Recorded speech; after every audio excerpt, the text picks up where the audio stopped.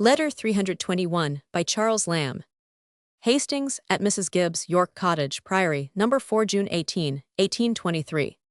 My dear friend, day after day has passed away, and my brother has said, I will write to Mr. Norris tomorrow, and therefore I am resolved to write to Mrs. Norris today and trust him no longer.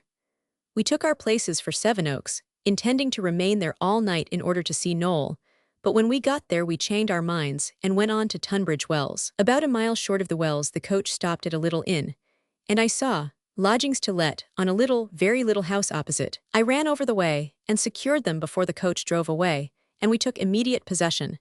It proved a very comfortable place, and we remained there 9 days.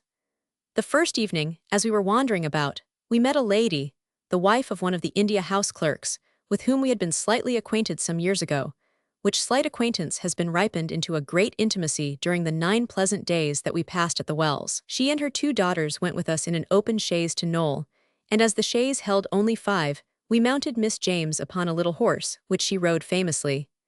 I was very much pleased with Noel, and still more with Penshurst, which we also visited. We saw Frant and the rocks, and made much use of your guidebook, only Charles lost his way once going by the map. We were in constant exercise the whole time, and spent our time so pleasantly that when we came here on Monday, we missed our new friends and found ourselves very dull. We are by the seaside in a still less house, and we have exchanged a very pretty landlady for a very ugly one, but she is equally attractive to us. We eat turbot, and we drink smuggled Hollands, and we walk up hill and down hill all day long. In the little intervals of rest that we allow ourselves, I teach Miss James French. She picked up a few words during her foreign tour with us, and she has had a hankering after it ever since. We came from Tunbridge Wells in a post-chaise, and would have seen Battle Abbey on the way, but it is only shewn on a Monday. We are trying to coax Charles into a Monday's excursion.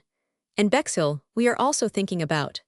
Yesterday evening we found out by chance the most beautiful view I ever saw. It is called the Lover's Seat.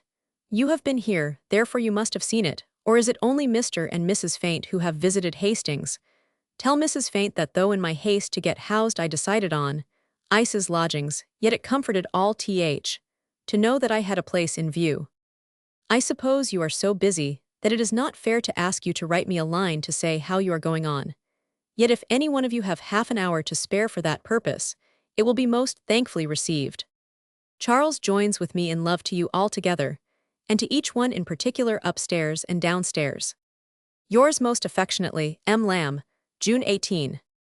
Mr. Hazlitt dates this letter 1825 or 1826, and considers it to refer to a second visit to Hastings, but I think most probably it refers to the 1823 visit, especially as the Lover's Seat would assuredly have been discovered then.